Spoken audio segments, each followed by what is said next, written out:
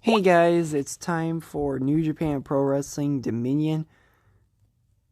As the full card is set in Osaka-jo Hall on Sunday, June 4th. A stacked event will see 7 titles defended, as well as IWGP United States Champion Kenny Omega's next contender being determined, and more besides. It's a great lineup, as I believe every one of these matches look amazing and that it's going to be in a fantastic night. The kickoff match will see a Young Lion Hat Trick Challenge take place with Oscar Lube versus Ryohei Oiwa, Bolton Oleg, and Yato Nakashima. The Young Lion Hat Trick Challenge will continue for the live crowd before Dominion, as Oscar attempts to run the gauntlet. In this match type, a Young Lion has to wrestle 3 5-minute singles matches against his contemporaries. One win and Lube gets 10,000 yen of yakiniku barbecue. 2 and it's 50,000, with a massive 200,000 yen worth of barbecue awaiting the German if he beats all 3 opponents. Can he emerge victorious from this high-stakes battle? Probably not. With the first matchup, we're already kicking things off with a huge bang, with Will Ospreay and Lance Archer doing battle to determine who will be next to face IWGP US Champion Kenny Omega. 2 former IWGP US champs themselves, both Lance Archer and Will Ospreay have unfinished business with Omega, as well as one another.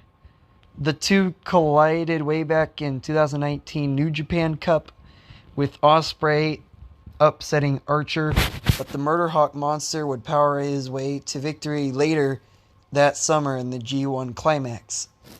Now their paths circle back round to one another in Osaka, determined to right the wrongs of the most painful loss of his career at Wrestle Kingdom.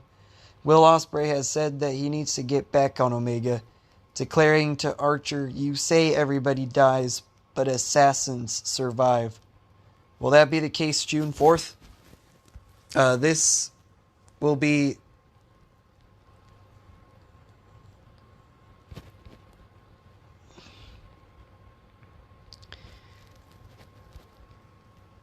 a good matchup here. I see Will Ospreay getting the victory.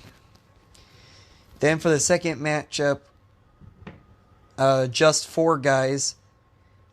Taichi Doki, Yoshinobu Kanemaru, and Taka Michinoku will take on Los Ingobernables de Japón's Titan Bushi, Shingo Takagi, and Tetsuya Naito in 8-man tag action in the second bout of the evening, set for 1 fall with a 30-minute time limit. Antagonism between the two groups was always going to exist, but might this bout be just as much as our main event challenger as it is the champion? Well, ultimately here, I see Los Ingobernables getting the victory here. Then for the third matchup, it is an IWGP Junior Heavyweight Tag Team title match, where we see the intergalactic jet setters, Kushida and Kevin Knight, take on Catch 2-2, with TJP and Francesco Akira being the challengers. This match will be set for 1 fall with a 60-minute time limit. One of the biggest surprises on the road to Dontaku last month was a perceived upset victory for Kevin Knight and Kushida in their first challenge to IWGP Junior Heavyweight Champions TJP and Francesco Akira. Catch 2-on-2's phenomenal run with the tag gold, the second longest in history, was brought to a crashing halt, and none were more surprised than the champions. Yet in acknowledging their defeat to the intergalactic jet setters, TJP and Akira both had to wonder how things might have been different had it not been for a freak cut to the eye of TJP that shaped the remainder of the bout. Now at Dominion, we get a chance to see whether this was a flash in the pan title win or the basis for a lengthy run for this veteran and his young prospect side. I still think the intergalactic jet setters are retaining. Then in the fourth matchup for the New Japan World TV Championship, Zack Sabre Jr. will take on Jeff Cobb in a rematch from Dontaku, seeing Zack Sabre Jr. put the NJPW World TV Championship on the line against Jeff Cobb, which is set for one fall in a 15-minute time limit. Sabre has been on fire both in New Japan and the US as a fighting TV champion who quickly racked up 7 defenses in a 5-month span over NJPW, NJPW Strong, and Ring of Honor television. To the prideful Sabre then, a time limit draw against Jeff Cobb in Fukuoka May 3rd was as good as a loss. Indeed, immediately after the bell rang to complete the 15 minutes at Dontaku, Sabre was quick to assert the need for a rematch, and Cobb was eager to accept. This time, can a clash of strength and suplexes versus submission mastery finally see a winner? I see Zack Sabre Jr. retaining here.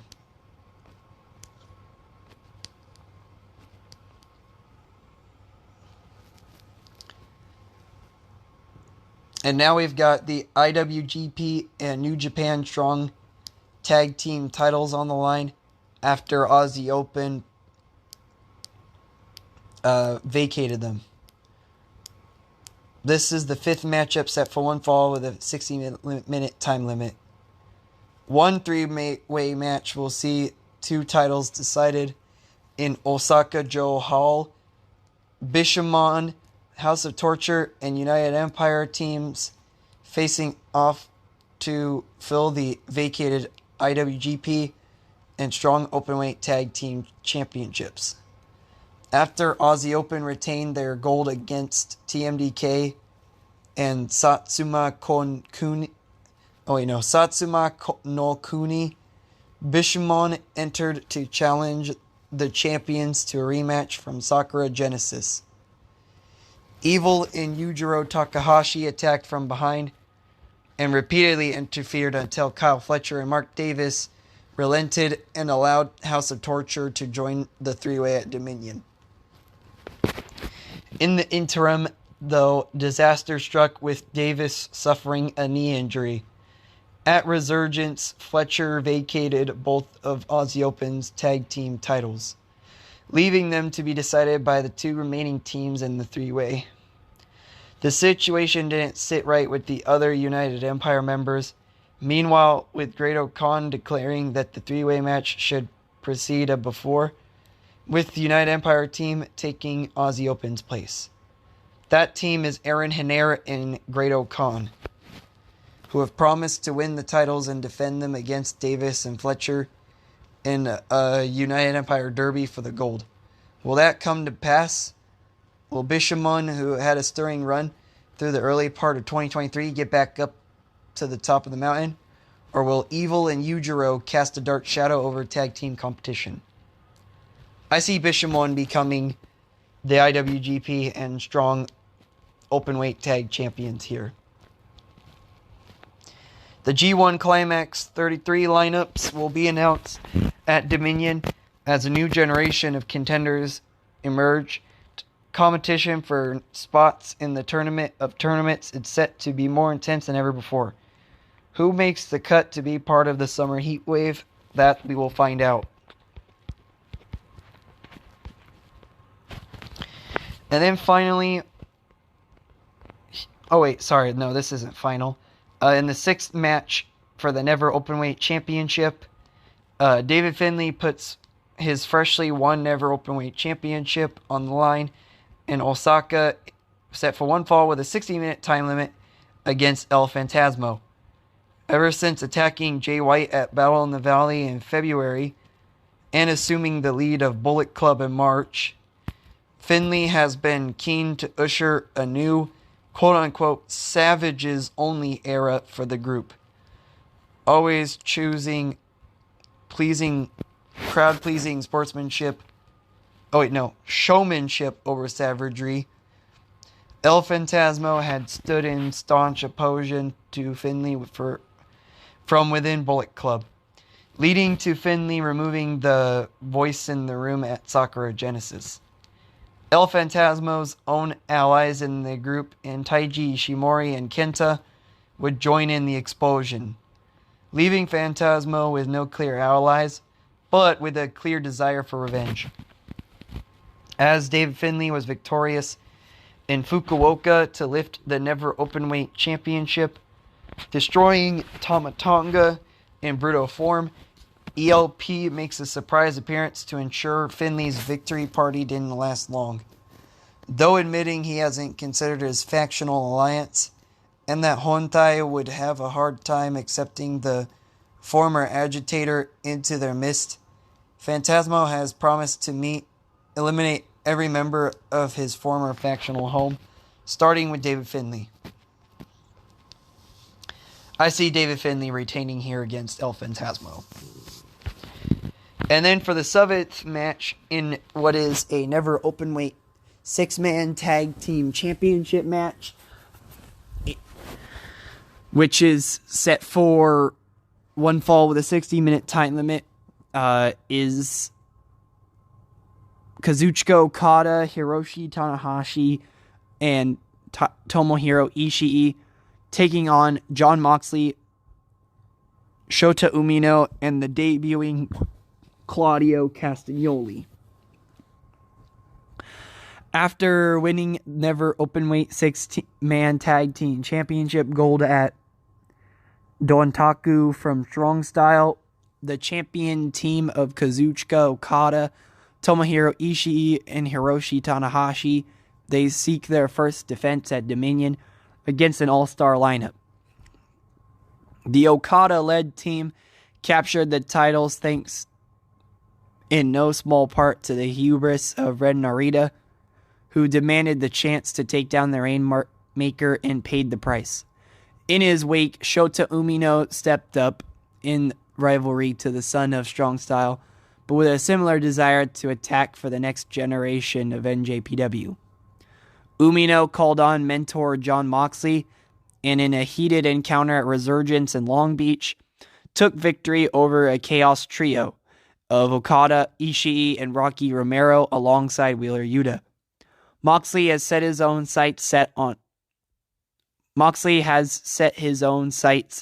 on Okada and encouraged a harder edge to Umino, leading to vicious fights to close out Best of the Super Junior tours. Sunday and Ota Umino hurled a table at the head of Okada before making the challenge official at Dominion. 6-man tag gold with Moxley and Claudio Castagnoli as his partners. The Forbidden Door once again opens as Castagnoli wrestles in the cerulean blue for the first time in his career. As Toronto on June 25th looms large, will the 6-man titles be a key part to New Japan and AEW's massive joint event? And will Umino make good on his promise to pin Okada and score the biggest victory of his career tonight?